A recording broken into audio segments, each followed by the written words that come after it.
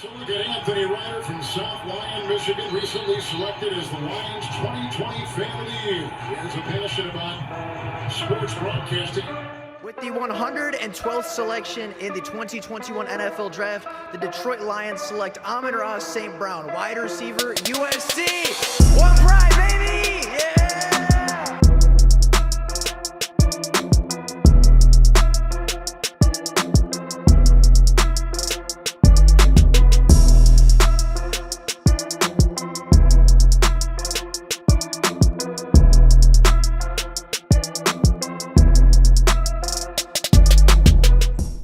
What is going on, everybody? Welcome back to another Detroit Lions video.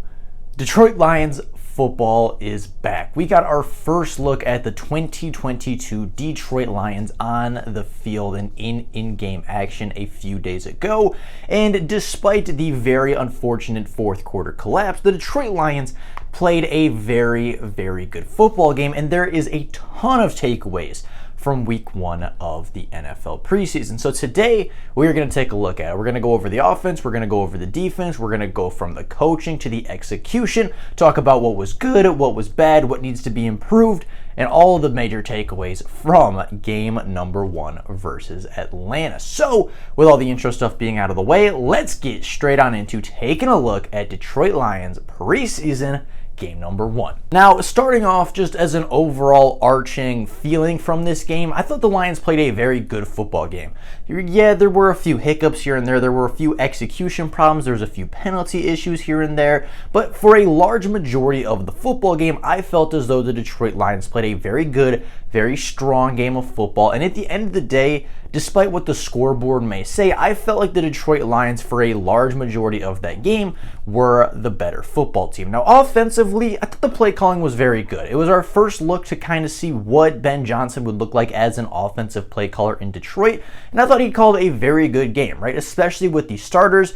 Ben Johnson kind of drove that team right down the field and scored with very, very little issue, right? Ben Johnson called good plays. The offensive line blocked very, very well. He kind of played to his player strengths early in the preseason. Jared Goff looked very sharp. He made a very, very good throw, kind of a tough preseason throw very early on to Amon-Ra St. Brown for a first down to get the Lions within the red zone. I thought the play calling all night was very good for the most part, right there. Again, like the penalties or like, some of the execution errors. There were a few hiccups here and there. There were a few play calls that were like, okay, why was that the case? Why was that, like, maybe we're not going to do that in the regular season? But for a majority of the snaps and for a majority of the play calls, I thought Ben Johnson's first outing as the offensive coordinator went very well and was very successful. Now, despite Ben Johnson's play calling, I didn't feel as though a lot of the players executed as well as they could have, right? I feel like the offense played very well. Jared Goff, of course, was extremely sharp, 3 of 4. Didn't really miss a whole lot, right? The only incompletion was kind of the drop by Jamal Williams early in the first drive. Other than that, extremely sharp, extremely efficient, right? The Lions drove them down the field offensively. They executed, they ran the ball well, they had good passing, they had good pass protection. Goff looked very sharp again with that really, really clean pass to Amon-Ra St. Brown to kind of get it over the corner but under the safety. Very tough throw by Jared Goff, and it was a throw that he was not making a year ago at this point, so I thought that was good to see. Jared Goff's confidence was very clearly higher than a year ago, but I think the problems came from the backup execution, right? A lot of our issues came from the fumble from David Blau, which is an execution problem, not a play calling problem, right? A lot of our issues in the second and third quarters came from Tim Boyle underthrowing or throwing behind the wide receivers, where Ben Johnson schemed open the wide receiver, right? There were 3 or 4 plays where Khalif Raymond was wide open and Tim Boyle just threw the football in a spot where the defender was able to make it back in the play and was able to either break up the pass or intercept the pass or just make a play on the football to lead to a punt and the end of the offensive drive. I thought the play calling was very good. I thought he got a lot of wide receivers open. I saw a lot of separation from our wide receivers, but like I said, some of the execution is going to need to improve for the Detroit Lions to actually achieve what they want to be this year. Now, looking at the execution, that was done very well by a lot of the starters. The offensive line played phenomenally.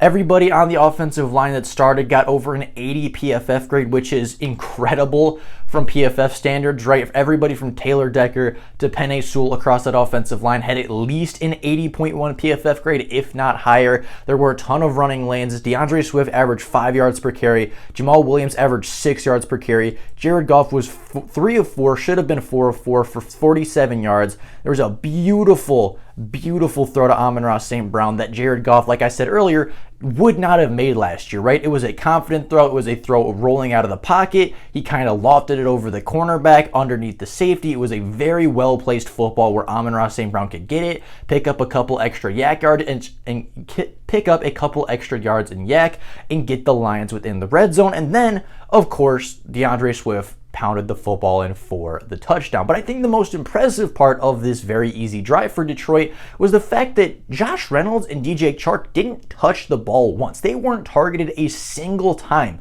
in the opening drive for the Detroit Lions starting offense, and they still made it look easy. Right, you're talking about the big weapons on the boundary. TJ Hawkinson didn't play, Josh Reynolds didn't get a target, and DJ Chark didn't even get looked at all night. So I think that kind of says all you need to really know is the Lions have a lot of weapons, right? They don't need to rely on Chark. They have St. Brown.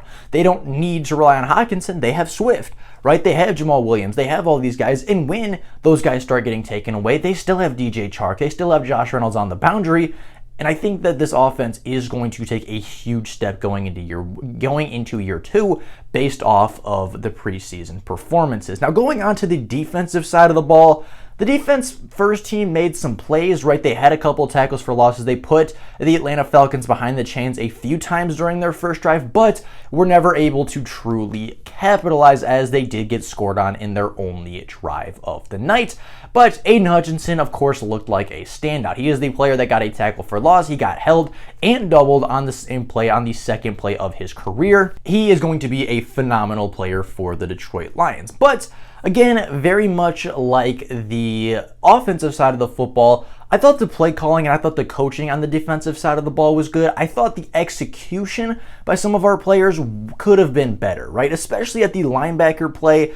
I thought that the linebackers didn't play very well, right? I thought they were a little overly aggressive. I felt like they were guessing the gaps more than reading the gaps at points, right? There was a big run play where Malcolm Rodriguez got caught way too far outside, and Derek Barnes tried to undercut a block and try to get around and make a big tackle for loss, and it opened up a huge gap for the running back to explode through and get a huge first down. I thought there were some splash plays by our linebackers, right? Malcolm Rodriguez made a big hit on special teams. Jared Davis got a few pressures and a pass defended.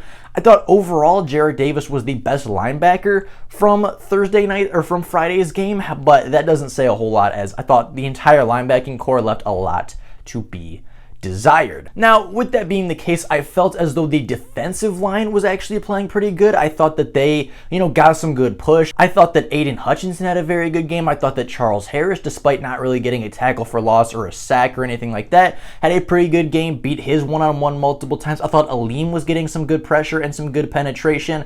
Overall, I felt like the front four, minus Michael Brockers, so really those front three that are going to be starting this season, had a very, very good start to their season. I thought that they got some good pressure. I thought that they moved and collapsed the pocket very well, and I felt like they affected the quarterback and the running game very, very effectively. On the other side of that, I thought the safeties also played a very good game. I thought that Deshaun Elliott was a very good tackler, seemed to tackle very well in open space, which is a very, very good welcome addition to the Lions defense. I felt like the cornerbacks, although they weren't tested a whole lot, didn't play very poorly at all. And overall, I think that, if the linebacking core can kind of catch up to the rest of the defense, if Kelvin Shepard and Aaron Glenn can kind of get these linebackers to even play at an average level, right? Just get them to be a little bit more patient, get them to read these gaps a little bit better, get them to shoot the right gap and fill the right holes. I think that this defense can and will be much better come the regular season once you can game plan, once you can, kind of tell them what you want them to do other than go play football, right? There wasn't a whole lot of game planning. There wasn't a whole lot of live team reps where they were put in that situation. So I think that them being a little rusty at it, I think that them being a little unexperienced with it is just part of having a young team. But I do think over the next month of practices leading up to week 1, the Lions should and are going to be able to fix their linebackers and maybe not get them to some elite top 10 level, but get them to a level where they're just, filling the right gaps, they're just filling the right holes, they're shooting the right gaps, they're just doing their job and not trying to necessarily make the splashiest play because they didn't need to. They just needed to fill the right gap. They needed to, just make the right play instead of trying to make the flashy play. And I think that is where our linebackers really struggled a couple days ago. Now, moving on to just kind of an overall sense, I thought the Lions, like I mentioned in the beginning, were the better football team, right? I understand that the scoreboard may not indicate that. I understand that, the ending plays may not indicate that, but I thought that for a large majority of the game, the Lions were the better football team. I felt like the starters, if they played the whole game, I felt like they were the better starters. I felt like a lot of our backups outperformed the Atlanta Falcons backup minus Tim Boyle, right? I think when David Blau came in, the offense kind of had some life. They were moving. They were hard to stop. And if you take away the one fumble, I think David Blau has a really, really good football game and is potentially pushing to move up a roster spot on the depth chart, right? And for me, I feel like this game in particular comes down to 3 plays. Right, the first play would be the fumble, right? The fumble that David Blau just didn't really get his hands on the football. It was kind of an early snap. He wasn't ready for it. The Falcons climb on it. Falcons fall on it, and they get the football back. That was really the turning point. That was really the moment in the game where you could kind of feel that momentum shift. But that was not the only play that impacted the game, right? Chase Lucas, despite only playing 6 snaps, played phenomenally as a 7th round rookie nickel cornerback and very nearly came away with a pick 6 on just his first target in the NFL. Unfortunately, he did drop the pass, and of course, we know what happened after that. But that was another play where that could have been the game ender. That could have been the game sealer, and he just couldn't capitalize, couldn't execute on the play. And then the last play was, of course, the 4th and 9, where the Lions sent a blitz. They got good pressure. They had good coverage on the back end. Desmond Ridder just threw it up, and our 8th and 9th string cornerback just got beat to the football. And that probably won't happen in the regular season, right? That probably won't happen to Jeff Okudah. That probably won't happen to Amani Oruwariye. Could it? Yeah, probably. But there's a reason that guy's likely going to get cut. There's a reason that guy is likely not going to be a member of the Detroit Lions come the regular season, because he is, a 5'10" cornerback from a small school that was a UDFA. He's going to make mistakes. There's a reason that they're on the roster, and there's a reason that they're not big names making big money. But overall, I think that the problems, at least in the second half, the problems that led to the loss, I think are problems that can be fixed, or problems that should not affect the Detroit Lions very heavily in the future, right? Your fumble by David Blau, Jared Goff probably won't fumble it, right? Him and Frank Ragnow have a pretty good connection. They haven't really had too many miscommunications with the snap. That likely won't happen in the regular season, right? You're talking about the dropped interception. Yeah, it could happen, but if you are put in that situation again, right, it's a game of inches for a reason, right? Sometimes the ball's going to bounce your way. Sometimes it's not going to bounce your way. He still made a very good play on the ball. And I think for a 7th round cornerback fighting for a roster spot, I think that Chase Lucas played very, very well. And then, of course, the 4th and 9, right? The coach called the right play. They got the pressure. They had the coverage dialed up right.